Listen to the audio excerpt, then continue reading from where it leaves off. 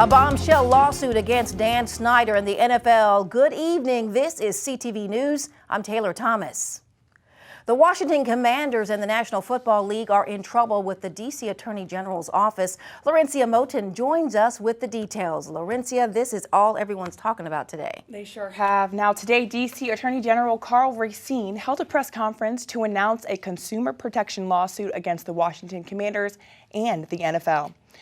Racine accuses owner Dan Snyder and NFL Commissioner Roger Goodell of covering up a workplace misconduct investigation and deceiving customers so they would continue to support the team. Today, we're filing a consumer protection lawsuit, a civil lawsuit, against Dan Snyder, the Washington Commanders, the National Football League, and the NFL Commissioner Roger Goodell for colluding to deceive residents of the District of Columbia about their investigation into a toxic workplace culture that impacted employees, especially women. Commanders owner Dan Snyder is facing investigations in D.C. and Virginia and is now considering selling the team. There was a meeting of the minds today at the State House in Annapolis. Governor Larry Hogan and Governor-elect Wes Moore had a one-on-one conversation in the governor's office. The two men discussed a myriad of topics, including the transition from one administration to the other.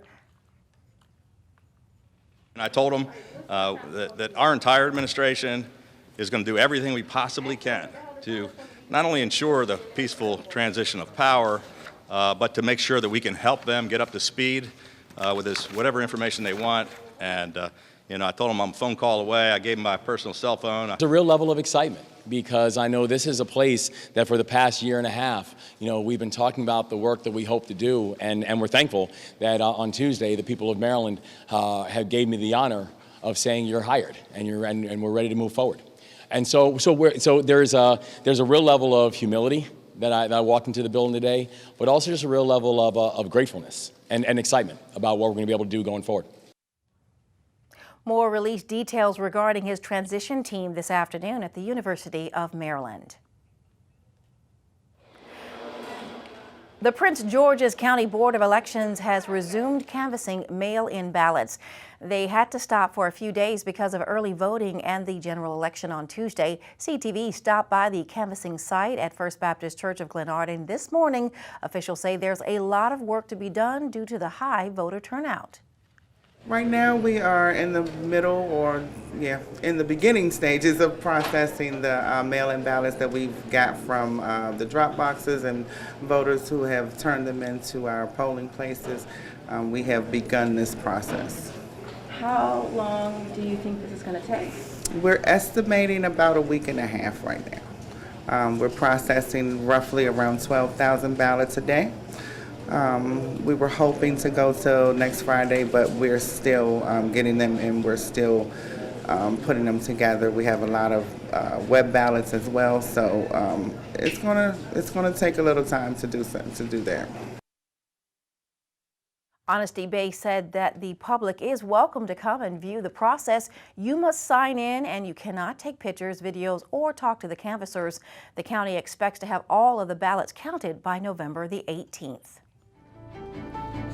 You're watching CTV News. I'm Taylor Thomas. Still to come, a big cash surprise this morning for a Flowers High School teacher. We'll tell you all about it next. Stay with us. What if you could feel in control of your retirement in just a few clicks? At aceyourretirement.org, you can. Start with a free 3-minute chat with Avo, your friendly digital retirement coach. Just answer some simple questions like, how do you feel about your ability to save for retirement? Or in how many years do you want to retire? To get free action items customized just for you, get your retirement back on track at aceyourretirement.org. Welcome back. Comptroller-elect Brooke Learman announces members of her honorary transition team, and it includes County Executive Angela Also Brooks. Standing outside of her soon-to-be office and joined by members of the transition team, which includes Delegate Jocelyn Pena-Melnick, Learman said one of the most important parts of the transition is hearing from residents. Learman has created a website for residents to weigh in. And so what I hope that I hear from people is, here's what's working well. Here are some ideas I have to make it work better and build on the good things that are happening there and how we can improve. Because one thing we have to be doing is constantly improving, right?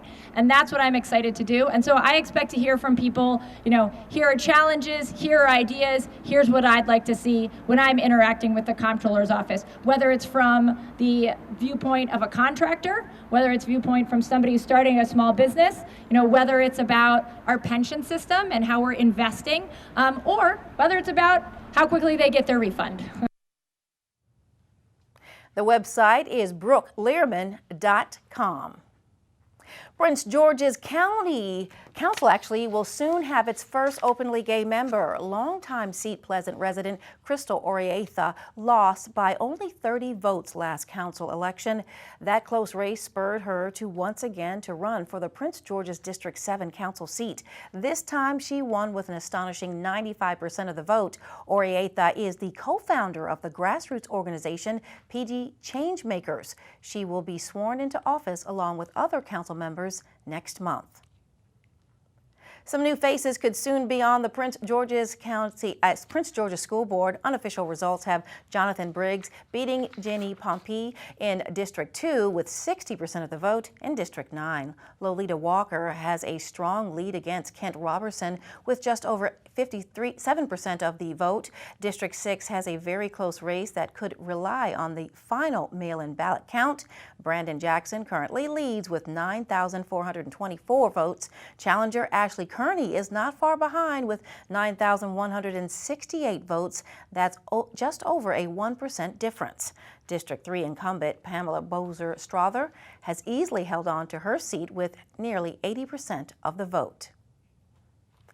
A longtime educator is awarded with a big check this morning. This is Leanne Holden Martin's reaction after she learned that she was getting a $27,000 check from Yoya Financial Inc. The company, through its Unsung Heroes program, awarded Holden Martin the grant money. Holden Martin, who teaches at Charles Flowers High School, says she plans to use the money to help better her Sunny House Job Skills program at the school. I feel amazing. I feel great. Like I said, I worked so hard to make opportunities for these students just to show how awesome they are. Sunny House Job Skills Programs gives opportunities for our students to learn real-world job skills. Next week, we are hosting a Family and Friends Luncheon where the students will act as hosts, servers, kitchen prep, and we invite family and friends, and our students serve them lunch.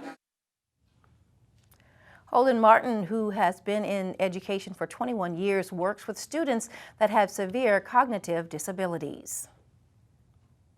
Tomorrow, the nation celebrates Veterans Day. The 103rd commemoration honors the millions of men and women who have served in the U.S. Armed Forces. Prince George's is home to the largest number of military veterans in Maryland. The county's head of the Office of Veterans Affairs shares his thoughts on how best to honor veterans.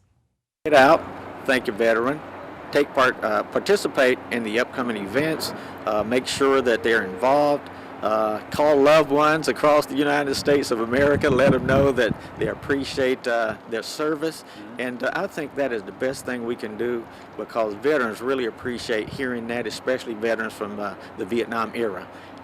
As you know, we came home and didn't get a lot of appreciation and love, but it's okay, we'll take it now. Tonight, in a pre-Veterans Day event, the Prince George's Veterans Center is hosting a bonfire. There'll be plenty of food and fun. It goes from 6 to 8 tonight at 9001 Allentown Road in Fort Washington. Still ahead on CTV News, Terrapin Talk with Laurencia Moten. Stay tuned.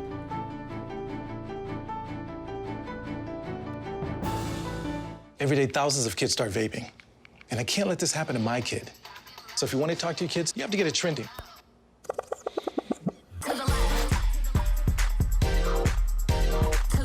No, you're doing it wrong.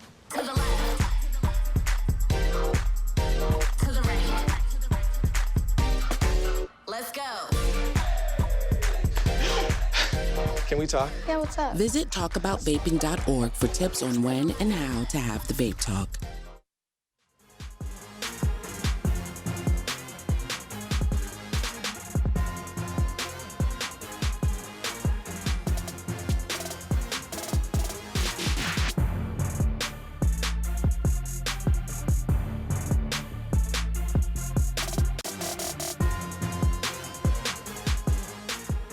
The University of Maryland women's basketball team is currently ranked 17th in the nation, but tomorrow they host the #1 team in the nation, the South Carolina Gamecocks. Lady Terps head coach Brenda Freese says building team relationships is key. Chemistry piece has been big off the court, so we're prepared on the court. And started back when the school started, we were able to go off and do a team retreat. It was very effective. We've brought in a communication specialist this year. We continue to have character coaches. So there's a lot of things that we intentionally do that prepare us to kind of continue to keep building that chemistry quicker. Luckily for us, they all live together, so they're over in their apartments, and they spend a lot of time as well doing a lot of great things, not only at their apartments, they come out to the homes, so a lot of things that we feel are really, really important for our chemistry. Now, sticking with the Terps, this Saturday, the football team travels to play Penn State. Penn State, obviously a very good team, ranked opponent. Their natural geographical location to us makes this game kind of one of those games. It's not a rivalry game. I told our team there's no such thing. It's not a rivalry game. It's Penn State versus Maryland, and I can tell you that our guys are excited about this opportunity to go up there and play. I'm excited. It's an opportunity for us to, again, see where we line up and how we have progressed when it comes to the Big Ten. And the game takes place this Saturday at 3:30 p.m. Now, Taylor, that's your alma mater. Are you going to the game tomorrow? You know what? My daughter's birthday is this weekend, so I'll miss it, but I'm going to be there in spirit. Definitely. Definitely always there for the Terps. All right. It's that time of year again when volunteers will gather to beautify the community of College Park. It's called Good Neighborhood Day, and it's set for this Saturday, November 12th. Hundreds of volunteers will gather in College Park to complete 40 service projects like cleaning up around local schools and litter pickup near the northeast branch of the Anacostia River. The annual event is a partnership with the University of Maryland, the City of College Park, and the Maryland National Capital Park and Planning Commission. We're going to do is also beautify some of the schools, the Hollywood Elementary School, High Point High School, and basically is just to clean up and beautify the landscaping. Imagine the kids on Monday coming back and seeing their front door being kind of beautified. Also, the other things that we're addressing is food insecurity. As you know, that's impacted so much our surrounding neighborhoods, including the university. So we have done a food drive that is taking place right now. To participate in any of the many Good Neighborhood Day service projects or workshops, visit the website right there on your screen. Let's check our weather forecast tonight. Mostly cloudy with a chance of showers, lows around 57 degrees. Friday, rain all day. Can you believe that? High around 71 degrees. Saturday's forecast, mostly sunny, highs in the 60s. Sunday, you may want to bundle up with something. A blanket, mostly sunny skies, but highs around 50 degrees.